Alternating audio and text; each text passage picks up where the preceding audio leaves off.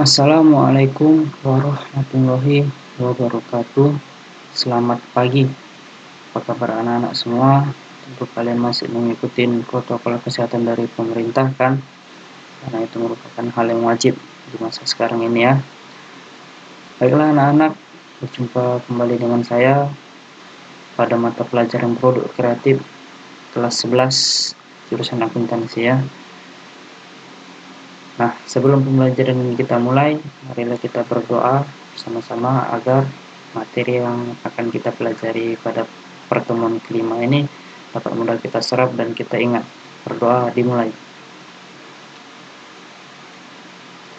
Berdoa selesai. Pada pertemuan kelima ini, Bapak masih dalam materi peluang usaha produk barang dan jasa. Jilid ketiga ya, masih merupakan lanjutan materi minggu lalu. Nah, khusus pertemuan kelima ini Bapak membawakan submateri mengenai analisis SWOT.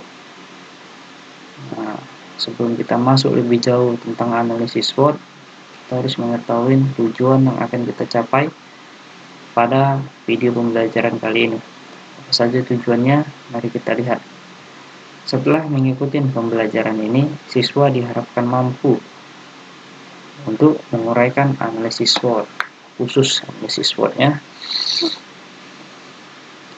Baiklah, langsung saja kita masuk ke submaterinya, yaitu tentang analisis SWOT. Iya, ini dia. Apa itu analisis SWOT? Kalian sudah pernah mendengarnya? Analisis SWOT merupakan alat yang benar-benar berguna untuk melakukan analisis strategis dan untuk memahami posisi terkini suatu organisasi dalam lingkungannya, baik lingkungan internal maupun lingkungan eksternal. Analisis SWOT ini digunakan untuk mengetahui langkah-langkah apa saja yang perlu dilakukan dalam pengembangan usaha sebagai alat penyusun strategi. Nah, ini ada analisis SWOT ini, sebuah alat untuk melakukan analisis strategis ya, yang bertujuan untuk pengembangan usaha produk barang ataupun jasa.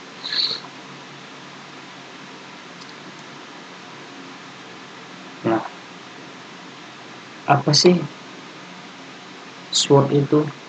Yaitu S-nya merupakan strength atau kekuatan, W-nya weakness atau kelemahan, O-nya opportunity atau kesempatan, sedangkan huruf T-nya threat atau ancaman. Nah, di dalam kekuatan ini kalimat tanya yang perlu kita jawab yaitu apa yang dilakukan dengan baik.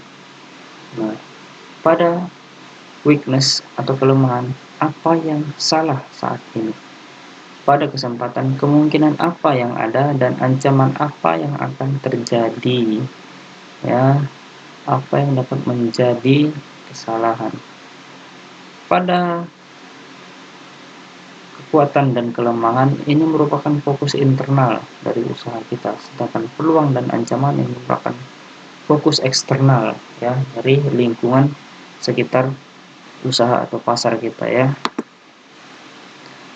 Nah, lanjut langkah untuk melakukan analisis SWOT, yaitu yang pertama, identifikasilah kelemahan dan ancaman yang paling urgent untuk diatasi secara umum pada semua komponen. Yang pertama kita lakukan identifikasi kelemahan dan ancaman dari usaha yang akan kita bangun. Kemudian identifikasi kekuatan dan peluang apa yang kita miliki, yang kita perkirakan cocok untuk upaya mengatasi kelemahan dan ancaman pada langkah yang pertama tadi.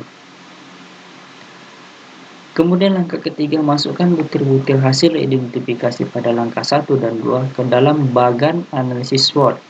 Nah, langkah ini dapat dilakukan secara keseluruhan, atau jika terlalu banyak dapat dipilah menjadi analisis SWOT untuk komponen masukan, proses, dan keluaran. Nah, dalam kekuatan, ada beberapa kalimat tanya yang harus kita jawab, yang harus kita ketahui. Apa yang menjadi kekuatan usaha kita? Kemudian apa yang Anda kerjakan dengan baik untuk memajukan usaha kita? Apa yang dilihat orang lain sebagai kekuatan usaha tersebut? Apa yang dilakukan dengan baik oleh lembaga tersebut? Rekam jejak yang terjadi, dan organisasi Anda bersaing dengan baik. Inilah pertanyaan-pertanyaan yang harus kita jawab dalam kolom kekuatannya. Juga dengan kelemahan, apa yang dapat dikembangkan, pertanyaan-pertanyaan seputar kelemahan dari usaha kita ya. Kita harus secara rinci dan jelas dalam menganalisisnya. Ya. Kemudian pada kolom peluang ya dan ancaman terakhir yang menghambat perkembangan usaha kita, sampai dapatkah usaha kita mengatur pembiayaan jangka pendek dan jangka panjangnya. Kemudian setelah melakukan analisis tersebut, rumuskanlah strategi yang direkomendasikan untuk menangani kelemahan serta ancaman, termasuk pemecahan masalah, perbaikan, dan pengembangan lebih lanjut. Kemudian langkah yang terakhir yaitu tentukan prioritas penanganan kelemahan dan ancaman, serta susunlah suatu rencana tindakan untuk melaksanakan program penanganan. Nah, Bapak juga menaruh contoh analisis SWOT pada produk jasa pajak ya. Yang pertama, analisis kekuatan, strength. Apa saja itu? Yaitu kecukupan modal, memiliki sumber daya manusia yang berkualitas, memiliki koneksi atau hubungan bisnis yang banyak, serta tempat usaha yang mudah dicari dan dijangkau oleh klien. Nah, ini kekuatan dari usaha yang akan dijalankan.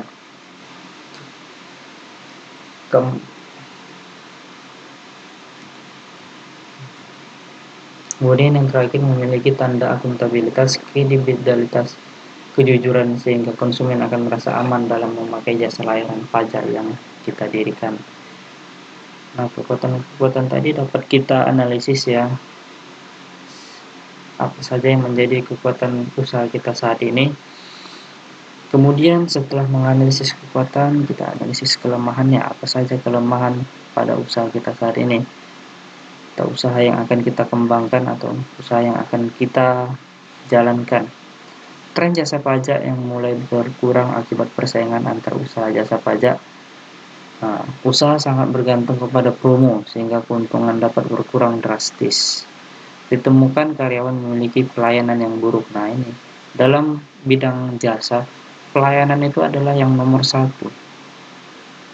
Nah, sehingga pelayanan kita akan merepresentasikan perusahaan kita ya. Kemudian banyaknya pembayaran tersendat yang dilakukan oleh klien, sehingga ada ketimpangan antara modal dengan keuntungan. Pada pertemuan sebelumnya Bapak sudah memaparkan mengenai bagaimana menganalisis kelayakan kredit ya. Ini salah satu masalah pada usaha jasa pajak, yaitu kredit macet oleh klien. Kemudian analisis peluang. Akhir-akhir ini banyak orang yang meminati jasa pelayanan pajak seiring dengan semakin intensnya pemerintah berkonsentrasi di sektor kepajakan di Indonesia, sehingga membutuhkan konsultan pajak dan pelayanan pajak. Nah, ini merupakan peluang yang didapat dari lingkungan eksternal usaha pajak tersebut ya, atau langsung dari kebijakan pemerintah. Nah, disinilah letak kita jeli melihat peluang tersebut. Kemudian ancaman yang akan timbul akibat tindakan yang kita ambil atau keputusan yang kita ambil. Banyaknya usaha sejenis yang bermunculan sehingga mengancam kerjasama dengan para klien. Nah, ini Jika kita salah bertindak, ya kita akan kalah saing sama usaha-usaha sejenis lainnya. Kemudian banyak konsumen yang berminat terhadap jasa pajak yang memiliki karyawan yang bersertifikat BPFT A. Nah, ini tadi. Lagi-lagi layanannya, sumber dayanya. Sertifikat ini merupakan hal yang penting untuk meningkatkan usaha layanan pajak tersebut ya. Dari ancaman ini, ketika kita sudah mengetahui ancaman yang akan terjadi, yaitu salah satunya karyawan yang memiliki sertifikat brevet di bawah A, maka salah satu jalan yang kita ambil untuk mengatasi ancaman tersebut yaitu dengan merekrut sumber daya yang memiliki sesuai dengan kualifikasi yang kita minta, atau bisa saja kita mengirim karyawan tersebut untuk melakukan pendidikan dan pelatihan kembali. Ya, baiklah anak-anak, sekian video pembelajaran kita pada pertemuan kelima ini. Jika ada yang ingin ditanyakan, tanyakan langsung ke Bapak, karena tidak semua bisa Bapak paparkan melalui video ini. Untuk lebih jelasnya, silakan langsung tanya Bapak di grup diskusi kalian di e-learning ya. Sebelum kita menutup video pembelajaran kita pada pertemuan kelima ini, marilah kita berdoa bersama-sama agar kiranya materi yang kita peroleh pada hari ini dapat kita implementasikan dengan mudah di masa yang akan datang. Berdoa dimulai. Berdoa selesai. Nah, anak-anak, sedikit saran dari Bapak, tidak bosan-bosannya kami, para guru, untuk mengingatkan kalian agar selalu mengikuti protokol kesehatan, rajin mencuci tangan, pakai masker, dan jaga jarak. Saya Bapak Muhammad Aslamhar. Sampai jumpa di video pertemuan ke-6. Wassalamualaikum warahmatullahi wabarakatuh. Terima kasih.